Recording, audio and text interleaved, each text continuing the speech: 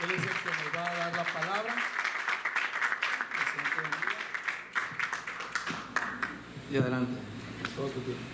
Gracias. Buenos días.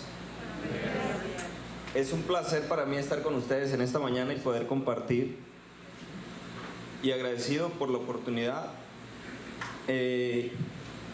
Vengo de Culiacán, Sinaloa. No se asusten, somos cristianos, somos hijos de Dios.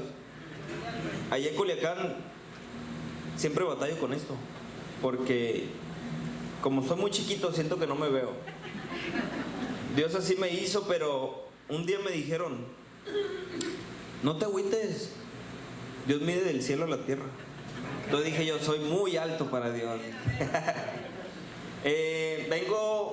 Soy discípulo del pastor Cuauhtémoc López. Ayer estuvimos aquí, venimos de Comunidad de Dios Culiacán, y reciban un saludo de mi esposa Fernanda González. Soy tragaños, tengo 2 hijos, una niña de 11 y un niño de 9, ya va a cumplir 10. Tengo 31 años y no se vaya con la finta. Me siento contento porque sé que Dios me trajo con un propósito y sé que estoy cumpliendo el propósito de Él. Te hago una pregunta: ¿estamos todos cumpliendo con su propósito? No sé si es mucho pedir, si me puede ayudar el del piano. Traigo la escuela del pastor, así que lo voy a necesitar ahí, si me hace el grandísimo favor. Ayer que llegué tuve una impresión, porque a veces es difícil entender lo que es la vida y lo que la vida puede llegar a cambiar. Hay cosas que tú y yo creímos que nunca iban a cambiar, personas que siempre iban a estar, pero por un motivo u otro el rumbo cambió. La vida es cambiante, y a veces cuando la vida es cambiante duele mucho. Y a veces cuando la vida va cambiando hay situaciones que se convierten en procesos personales para ti. Y hace tiempo le decía a un amigo que entró en un proceso, le decía: hey, tienes que reaccionar. Un proceso en la vida no se puede convertir en un estilo de vida para ti. Despójate de eso y sal. Alguna cuestión, alguna situación que llegó a tu vida no puede convertirse en tu diario vivir y durar años y años y años viviendo lo mismo. Todo lo que sucede y llega a tu vida es porque Dios quiere mudar algo en ti, pero tienes que entender cuando llega que es un proceso. Pero no es un estilo de vivir. Es una temporada, son unos días, unos meses, pero no pueden ser unos años. Hace aproximadamente 9 años más o menos mi papá falleció de cáncer. Un hombre evangelista, predicador, ganador de personas, de almas para el reino de Dios. Y yo no entendía por qué. Sin embargo, nunca renegué de Dios. Porque hay gente que se va de tu vida y tú no entiendes el por qué se van. Si tú dices: yo creo que hacía falta más aquí en la tierra que allá en el cielo. Pero simplemente la vida cambia y uno tiene que resistir y aprender. A los años mi madre se casa, y hace aproximadamente, no llegan a 15 días, la semana antepasada, falleció de cáncer. Un tumor en el cerebro apareció de la nada y en menos de 3 meses partió con Dios.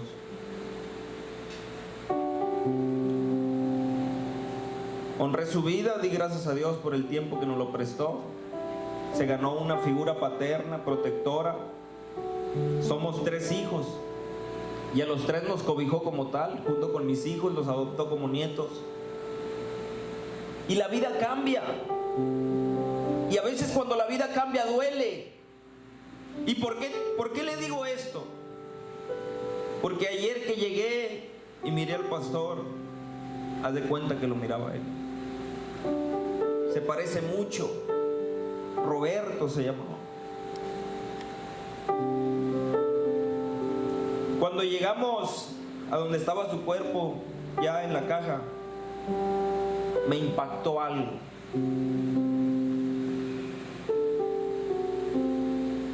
Alrededor de la caja había gente, pero había un joven tocando la guitarra. Su hijo, cantándole a Dios en medio del dolor. ¿Qué hacemos tú y yo en medio del dolor? ¿Qué hacemos tú y yo en los momentos más difíciles? Cuando la vida te cambió y ya no tiene regreso. Hay gente que se va y ya no la vas a volver a ver, al menos en el reino de los cielos. Para esta vida ya no. Y miraba a su hijo con tanta fe, cantando y adorando a Dios, sin renegar, sin preguntar, simplemente aceptando, pero poniendo en práctica algo que su padre le había dejado. Algo que mi padre me dejó hace 9 años. Una herencia que no tiene un valor, no tiene un precio humano ni terrenal. La herencia que nosotros como padres tenemos que dejarle a nuestros hijos. Una herencia que no se evalúa. Son tesoros. La herencia de la fe en Jesús. ¿Qué estamos haciendo con nuestras nuevas generaciones? Cuando yo miré a ese joven, a Miguel, me impactó, me impresionó. ¿Qué tesoro le dejó Roberto? Dije.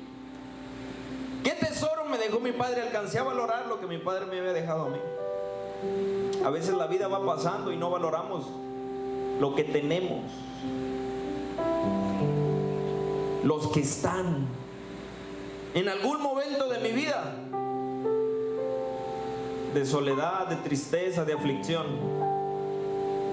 recordé unas palabras que mi padre me dijo, y esto se lo digo a los jóvenes, a los adolescentes, porque cuando estamos en una etapa difícil, a veces la agarramos contra los padres, porque no entendemos que la corrección no es para hacer daño en nosotros, sino para bendecirnos, porque nos aman, porque quieren lo mejor de nosotros. Yo le digo a mi hija, hija, cuando yo te corrijo, no es para que seas peor o que seas mala persona, es porque quiero algo bueno de ti, porque quiero bendecir tu vida a través de la corrección.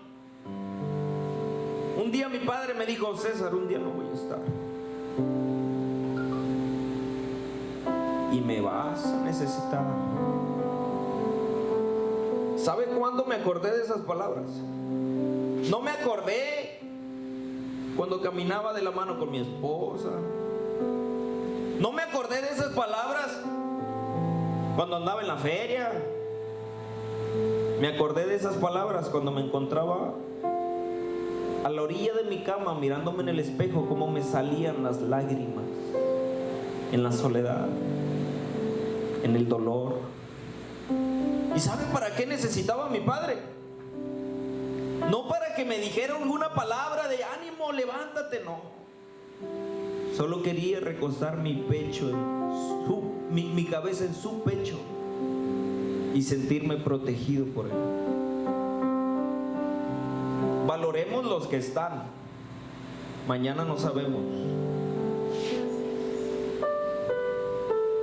Hay algunos rankings en la vida, en el mundo, perdón,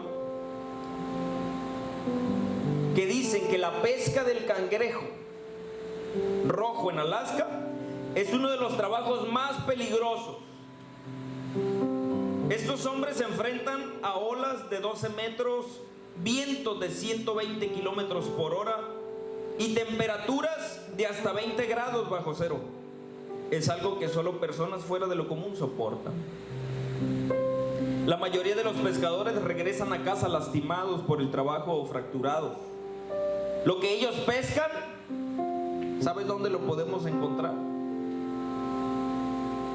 En un platillo, en un restaurante. Y nos lo comemos tan rico que no sabemos qué proceder tiene. Hay muchas personas en la vida a las que se acercan a ti o a las que tú te acercas pidiendo un consejo, buscando refugio, alguna palabra sabia para direccionarte y tomar decisiones. Ese tipo de personas a las que tú te acercas a veces son las personas más golpeadas de la vida, las más traicionadas, las más procesadas.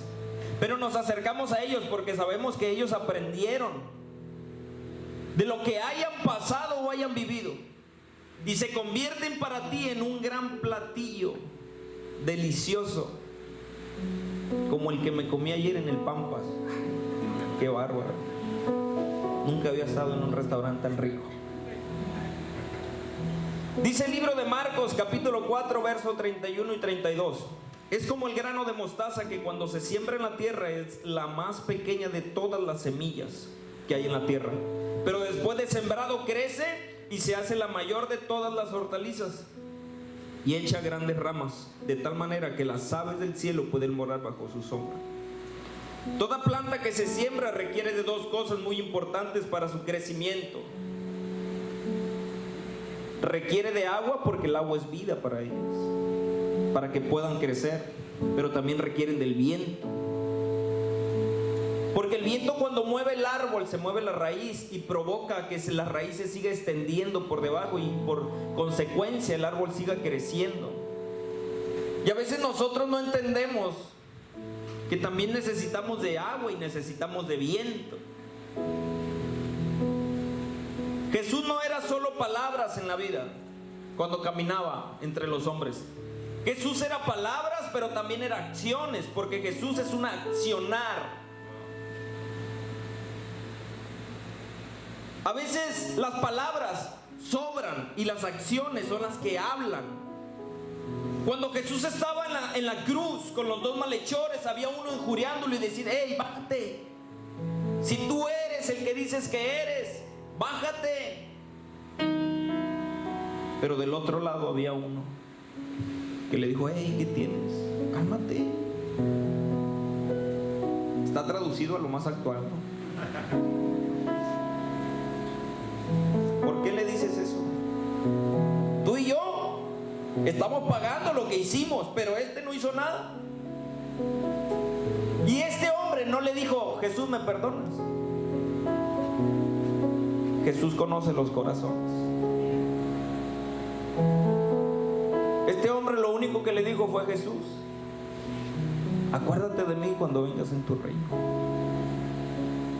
Y Jesús tampoco le dijo: te perdono. Jesús le dio una promesa en la que Jesús iba a accionar. De cierto te digo que desde hoy estarás conmigo en el paraíso. Ninguno de los dos pronunció la palabra perdón, porque a veces nosotros queremos hablar palabras pero no las ejecutamos, no las llevamos y las aterrizamos en obras, sino que las hablamos, las pronunciamos, pero no las ponemos en práctica.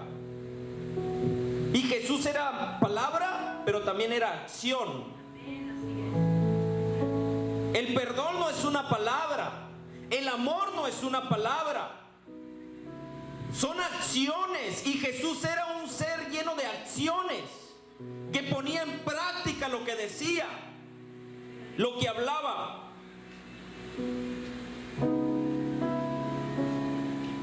Marcos 4, 35 y 38 dice: aquel día, cuando llegó la noche, les dijo: pasemos al otro lado.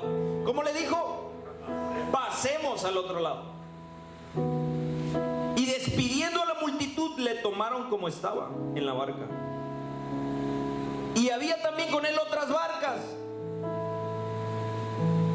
Usted sabe que la Biblia ya no habla de esas barcas, solamente las pronuncia ahí. Dice: y había con él otras barcas.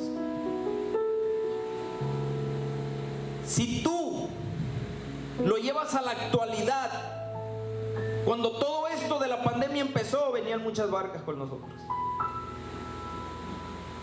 Pero hoy en la actualidad hay muchos que ya no están por temor, y otros que ya no están con nosotros porque se fueron. ¿Sabe que no le terminé de decir con lo que empecé? Mi mamá tiene cáncer.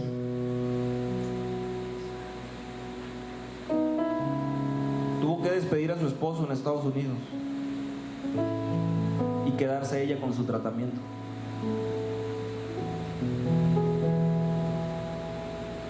El doctor le dijo que tenía cáncer en el cerebro, en el pecho, en el estómago y en el pulmón.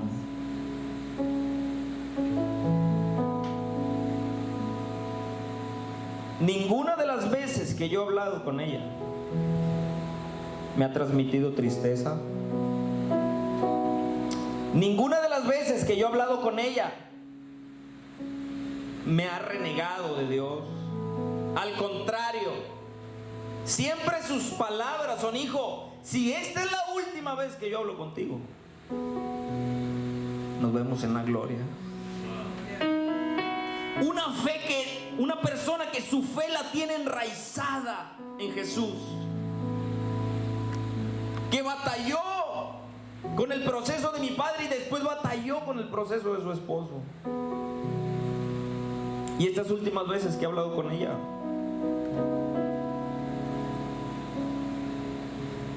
tuvimos una semana muy difícil el día que él partió. El día que su esposo partió, ese mismo día a ella le entregaban unos resultados en la mañana.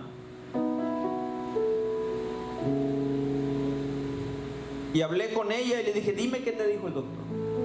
De esos resultados dependía si ella regresaba. Si ella regresaba era porque ya no había nada que hacer. Pero si todavía hay algo que hacer, me dijo, me voy a quedar. Me dijo, ¿sabes qué dice el doctor? Que no hay nada en el cerebro, que no hay nada en el estómago, que no hay nada en el pecho, que queda un pequeño tumor en el pulmón y ya no me va a dar quimio, solamente un líquido, y va a deshacerse ese tumor. Yo tengo un Dios que hace milagros.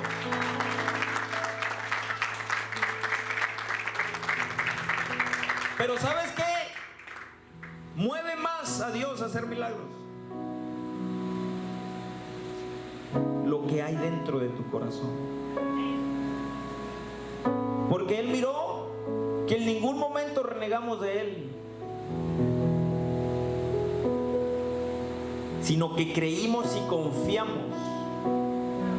Creo en un Dios de milagros y creo en un Dios que es de voluntades. Su voluntad fue llevarse a mi padrastro, a su esposo. El mismo día, ese mismo día que mi mamá me dio los buenos resultados, por la tarde partió él.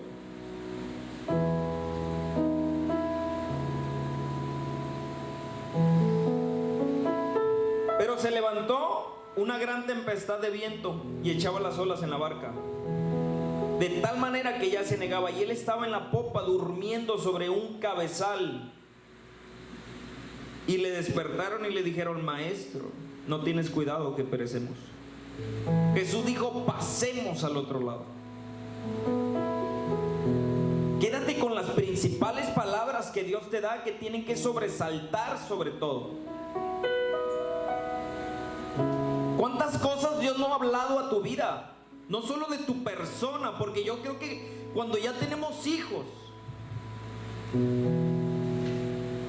tú sabes que lo que Dios te dé a ti es también para ellos. Y más cuando tú miras la palabra que le dan a ellos. Y Jesús dijo, pasemos. No habló de turbulencia, no habló de olas, no habló de viento, solo dijo pasemos. Hay palabras que Dios lanza sobre ti, sobre tus nuevas generaciones. Hay cosas que Dios te da, que te promete. Pero cuando miramos que esas palabras no llegan y no se cumplen aún, muchas veces dentro de nosotros pudiera empezar como un renegar o una confusión, alguna duda, porque queremos que Dios sea a como nosotros queremos. Imagínate que Dios actuara como tú y yo queremos. ¿Qué Dios sería Él? Perdería lo perfecto,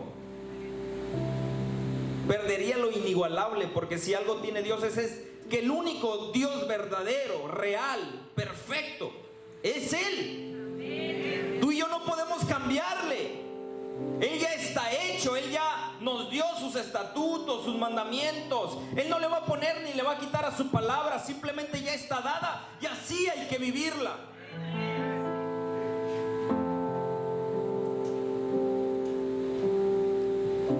Pasemos del otro lado. Pero cuando empezó la tempestad y empezaron las olas, empezó el viento, empezó lo oscuro de la noche, empezaron a tener dudas, temores. Y el temor, cuidado con el temor. Qué peligroso es el temor. El temor te paraliza. Hay dos tipos de temores. El temor que te paraliza y ya no te deja hacer nada. Y lo único que quieres es volver a donde estabas. Pero está el temor que tú enfrentas y dices tú, lo tengo que vencer, y lo vences. Y sigues adelante. No te quedes con el temor paralizante. Porque en el medio del temor podemos cometer muchas malas decisiones. Hubo un rey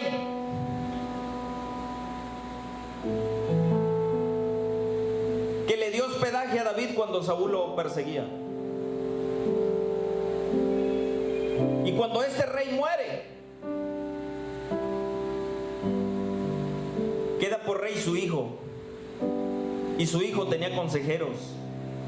Y David quería tener una buena acción con este rey, con el nuevo rey. Y manda a 2 hombres a que le den el pésame, sus condolencias. Una buena acción de David estaba saliendo de su corazón. Era un rey amonita. Porque de nuestro corazón siempre salen las cosas buenas, si estamos conectados e influenciados por Dios. Y cuando llegaron estos hombres a aquella ciudad, los consejeros del nuevo rey le dijeron: ¿a poco crees que David los mandó a darte las